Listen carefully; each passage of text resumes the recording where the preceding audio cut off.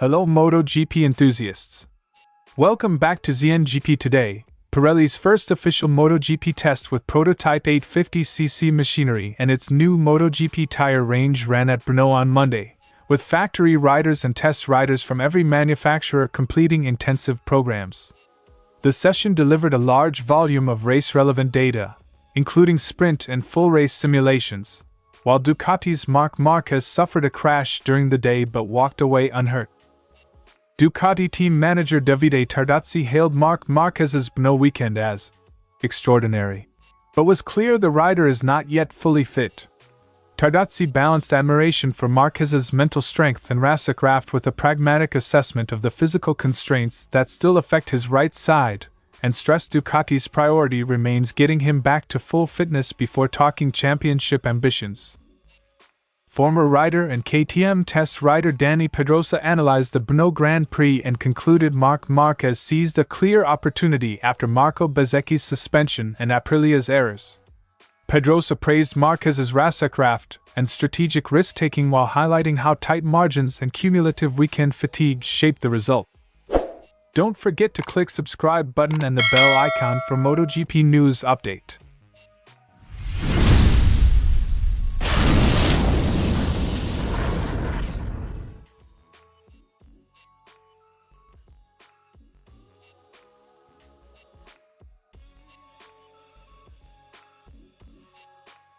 Each manufacturer supplied 2 bikes. KTM ran 3, and mixed regular race riders with test specialists to maximize representative feedback. Participating riders included Marquez and Fermin Aldeguer, Ducati, Marco Bezzecchi and Raul Fernandez, Aprilia, Luca Marini and Joan Mir, Honda, Toprak Razgatlioglu and Augusto Fernandez, Yamaha, Pedro Acosta plus Dani Pedrosa and Pol Espargaro, KTM. Teams used either early 850cc prototypes or current machines adapted to simulate the 2027 technical package. Combining race riders with test riders gives tire engineers both high-intensity race inputs and controlled, repeatable test runs. Pirelli asked each factory to run 2 bikes with separate lap plans so engineers could gather a broad dataset, compound behavior, degradation curves, thermal windows, and how the new tires interact with different chassis and engine maps. The program included sprint simulations and full race distance runs to observe tire evolution under realistic race loads. Giorgio Barbier, Pirelli's moto racing director, described the day as demanding, but constructive, with the Brno data to be combined with further private tests and sessions later in the season. Barbier's summary: we gathered very useful information about the 2027 tires. Development is progressing as planned. Marquez crashed during the test but was reported uninjured. Teams continued the program after medical checks. The incident underlined the intensity of the session.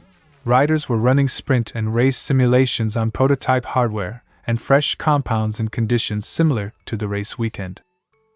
Test crashes are not uncommon when riders push new packages. Immediate medical clearance and telemetry review are standard before returning to track duties. The Brno test is the first of 3 official Pirelli sessions scheduled around race weekends, next at Spielberg after the Austrian GP, then Valencia after the season finale. Data from Brno will feed tire development alongside private test mileage already collected at Misano. The 2027 rule changes on the horizon include the switch to 850cc engines, new aerodynamic and chassis limits, safety tweaks and the tire supplier change from Michelin to Pirelli. Pirelli and manufacturers will use the summer and autumn tests to refine compound choices and construction before final homologation. Early race pace simulations are valuable because they expose tire behavior under real-world stint patterns that short single-lap tests cannot replicate. Pirelli's Brno session delivered the race-relevant intelligence teams and the tire supplier needed: compound characterization, degradation trends and initial impressions of how the 850cc package stresses rubber and chassis. The next steps are targeted private tests, and the 2 official follow UPS, Spielberg and Valencia, where engineers will iterate on construction and compound choices. For riders and teams, the immediate challenge is translating prototype impressions into development priorities while managing the logistical quirk of switching back to Michelin for the next race weekend. Tardozzi described Brno as a strong result for Ducati. Bagnaia won the sprint and Marquez took the Grand Prix, but emphasized the team's medical understanding of Marquez's condition.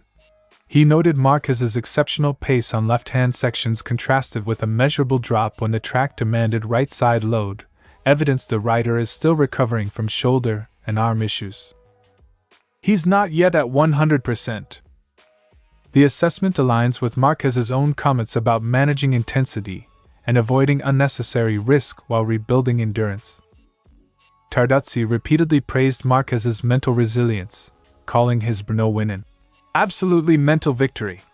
He argued that Marquez's capacity to perform under pressure remains exceptional and warned rivals not to underestimate what he can do once fully fit. The manager framed the current phase as one of controlled progress rather than full-throttle competition. "You can expect anything from Marc Marquez. He's Marc Marquez." Tardozzi's comments underline a dual message: celebrate the results, but respect the medical reality. Tardozzi avoided engaging in championship speculation. His focus is on restoring Marquez's physical condition and improving the bike incrementally. He acknowledged rivals remain strong and that Ducati must continue development work to stay competitive across different circuits. The manager insisted the team's immediate objective is sustainable performance, not headline chasing. "What interests us is improving the bike race after race, and getting Marc back to full fitness." Tardozzi praised Pecco Bagnaia for regaining confidence and speed, suggesting Ducati's package is improving and that Bagnaia will be a consistent contender once the remaining setup issues are solved. The weekend's mixed results, sprint win, solid race finishes, point to depth in Ducati's lineup and multiple avenues for scoring points. Strong performances from both factory riders give Ducati flexibility in strategy and development feedback. On Marco Bezzecchi's suspension, Tardozzi was measured. He called Bezzecchi a good person and expressed hope the incident won't recur, while declining to dwell on the controversy. The remark reflected a desire to move past the episode quickly and keep focus on racing and development. "These things can happen, but I don't think it will ever happen to him again." Tardozzi's Brno comments combine cautious optimism with realism. Ducati celebrates strong results but is prioritizing medical recovery and steady bike development over immediate championship rhetoric. If Marquez's right-side strength returns in the coming weeks and Ducati continues to refine the package, the team could become an even more formidable force. But Tardozzi's message is clear: patience and measured progress remain the plan.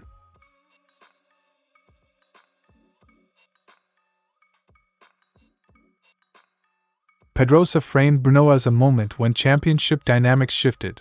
Bezzecchi's absence opened a points window that Marquez exploited. He argued Marquez had to take calculated risks to convert the chance into maximum points, riding aggressively against strong rivals such as Ai Ogura and Pecco Bagnaia. Marc had to take risks, he had to play very hard. In a condensed title fight, single weekends can swing momentum dramatically when leading contenders are sidelined. Pedrosa singled out Ogura's inexperience under sustained pressure as a factor that prevented him converting raw pace into victory. He suggested Ducati's early aggression, particularly from Bagnaia and Marquez, forced Ogura into a defensive, error-prone position. Bagnaia's brief loss of rhythm after Marquez passed was identified as a pivotal moment that widened the gap Marquez needed to defend. Ogura's lack of experience has penalized him. The two Ducati riders attacked from the start. Pedrosa noted the points swing narrowed Marquez's deficit from over 100 points to around 40, but warned that Aprilia will respond. He expects the manufacturer to regroup and return to the form that put them atop the standings, meaning the title fight remains far from decided. If Bezzecchi starts riding like he has this season, it's going to be more difficult. Championship momentum can be transient. Rivals typically react quickly to lost ground. Emphasizing the cumulative strain of modern race weekends, Pedrosa explained why Marquez looked exhausted after Brno. He pointed to aggressive practice, qualifying, and the sprint as contributors to fatigue that can affect decision-making and consistency across a full Grand Prix. This context underlines why Márquez's achievement was both physically demanding and strategically significant. It accumulates too much wear and tear over a weekend. Pedrosa touched on other storylines: KTM's recent technical gremlins that cost riders like Pedro Acosta, Di Giannantonio's late lap pace, and Bagnaia improving front-end confidence. He argued these elements combined to make Brno a complex tactical puzzle where small errors had outsized consequences. Teams will dissect tire behavior, stint management, and setup choices from Brno to refine strategies for the next rounds. Pedrosa's red is clear. Marquez grabbed a strategic opening and converted it through bold riding and race intelligence. But the championship remains open. Aprilia's likely countermeasures, Bezecchi's potential return to form, and ongoing technical developments across teams mean the title fight will continue to hinge on fine margins, risk management, and who best handles the physical grind of modern MotoGP weekends. Thanks for watching ZNGP Today, and this is your MotoGP news update. And see you next time!